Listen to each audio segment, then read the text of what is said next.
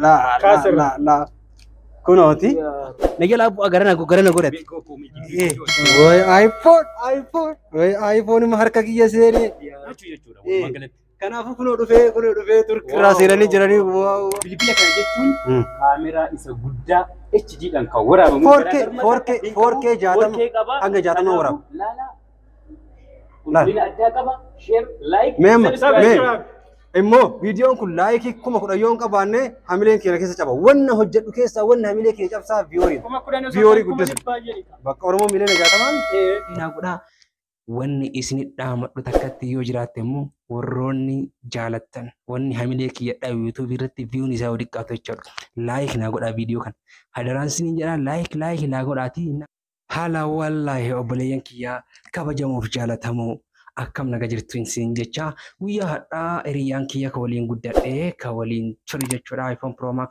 13 na ergee jira iPhone Pro Max 13 kuni birrii Itoophiyaa qarshii 120 jechuudha kanaafuu obboleeyyan kiyya kabajamoo jaalatamu maal isinitti fakkaate iPhone 13 Pro Max kuni bilbila ajaa'ibaati leensiin isaa bilbila ajaa'ibaa 4K waraaba zoom godha kaameraa hedduu caala jechuudha akka addunyaatti illee fiilmii garaagaraa akka ittiin waraaban fudhatamee jira jechuudha. iPhone 13 Pro Max kuni bilbila akkam hawwatamaa bilbila akkam jaaladhe jechuudha. Editingirawwan garaagaraa irratti iPhone Pro Max 13 kun baay'ee faastiidha.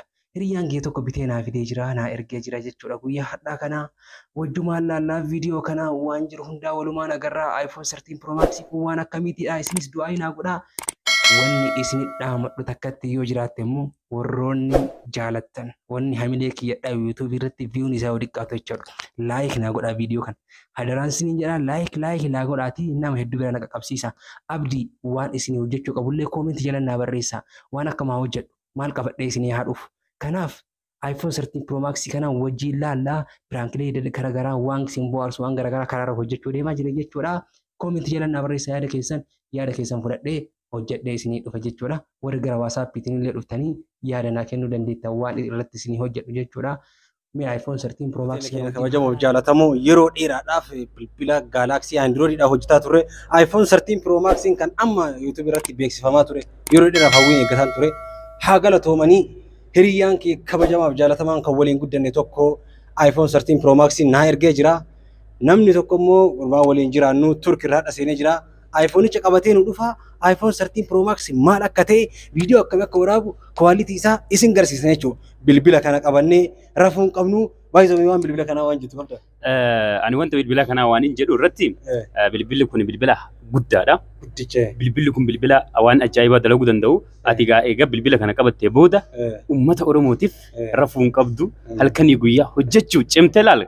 Kanarra bilbila birrii 120 qabatanii rafuu jechuun Seenaa Oromoo seenaa maanuu nama gaafata nyaachuu jechuudha walumaa galatti. Kanaafuu kunoo dhufee turki irraa seenanii jiranii waa garaga edan rafni siin jedhu halkan naa bari'uu dide. iPhone Pro Max qabatanii naa dhufanii jiranii maaloo dafeetiin natti agarsiisi. Irrafni eda uyyuu isa bobaasaatiin bule. Suspense immoo imbo nagala abu agarana godhate. Jidduu galchi. Wayii iPhone. Turki irraa natti kenname. Sababa hojii keessan namni waan jaalateef hojii san jabaattanii akka itti fuftan akka galmaan geettan. Akkan. Rafuu osoo hin taane. Akkan. iPhone hangana kana qabattanii jabaattanii hojjechuu qabdanii. Surprise dha amma iPhone itti ol ba'a. Yaa Rabbi iPhone. Naqaf. Wai iPhone. Wai iPhone ma harka kiyya seene. Ya Rabbi. Oh my God. Kami kaati sakal. Oi ka obsi ka. Seenaa ittiin dalaguu malee akka kennuun qabsu. Akkasitti amma wanticha harkuma keetiin bani meeti. Banime? Wai ne iPhone. Kanarraa ol bana? Tas gabbaay. La ilaha. Ya Rabbi. Beekon. La ilaha. Charger isaati. Charger isaati. Amaanichi immoo galma ga'e. Kana immoo kan wayigaa. Wow obboleeyyan kiyya. iPhone 13 Pro Max kaameraa isaa quality isaa hedduu dabalee dhufe. Wow mee kaameraa ittas qaba. Ittas dhiyaa dhugaati maal kaameraa maal fagaatee too bakka. Sistema takkaan hin waraabin. Kun la kunooti iPhone 13 Pro Max kun kana fakkaata. Mee na tushis. Tuqu. Qoisil lukaanillee qabar kalamaan waliin. Akka lafa. Akkam kufne duuba. Waasiin jedhu. Qabatee akka fi. Waasiin jedhu. Jedhi maal fedhe? Seenan. Maal balleessi? Si gaafatu jedha. Maal balleessi? Maal jechuun bareedu. Bilbila akkanaa baattee seenaa Oromoo dalaguu baannan seenan si gaafatu. Arra dalag Amma bilbilli kun waan ergameef inni hamileen isaa aartii Oromoo guddisuu irratti gahee olaanaa taphataa jira mucaan kun. Sababa sanirraa kan ka'e iPhone kun ergameef inni amma immoo guyyaa guyyaan uummata Oromoo waan gammachiisu aartii Oromoo sirriitti akka dagaagee lalisu gochuu qaba. Bara hojii gaarii jennaanii jabaa qabatan. Ulfaadhaa galatoomaa hiriyyaan kiyya qaalii kan kutaa tokkorraa hanga meeqa waliin dabarsine kan biyyee waliin daagne kana yaaddee iPhone Pro Max 13 na ergu keetiif ulfaadhu sin jedha atillee kan amaanaa kana jabeessite asin naageette ulfaadhu siniin jedha akkuma isin jettan seenaa ittiin dalagu hojiilee boonsaa ittiin dalagu ittiin sin bohaarsuuf ittiin sin bashannansiisuuf abdii komeedii sabiskiraayib gootan kafaltanii osoo banattanii qofa laaltanii amma laalaa mee waan tokko iPhone Pro Max kanarraa waan jaalladhu. Subscribe fi like share sanirratti sanillee waa dabaluun barbaada. Wanti kun gatii nama hin kafalchiisu. Aarsaa nama hin gaafatu. Ijoolleen keenya ijoolleen Oromoo walcinaa dhaabbachuu qabna. Aartii Oromoo guddisuuf nama tattaaffii qabu. Like share gochuun maal ulfaata subscribe gochuun. Jajjabeessuun. Sirraa wanni muramu takka muramu. Bilbila kana jechuun kaameraa isa guddaa HD dhaan kan waraabamu. 4K 60 hanga 60 waraabu. Bilbila addaa qaba. Share, like, subscribe. Immoo viidiyoon kun laayikii 10,000 yoo qabaanne hamileen keenya keessa caba. Wanna hojjedhu keessa wanna hamilee keenya cabsaa viyooriin. Viyoorii guddisu. Bakka Oromoo miliyoona 60 bakka mee amma kootti naas qabitti hodhisi. Hanga zuum godhu laalame. Kaameraa kan mana sana argaa jirtanii. Kaameraa 13 Pro Max zuumii bakka fedhe 4K waraabaa baay'ee zawwee nama asii kanneen argaa jirtanii akka asii argaa jirtanii. Wow.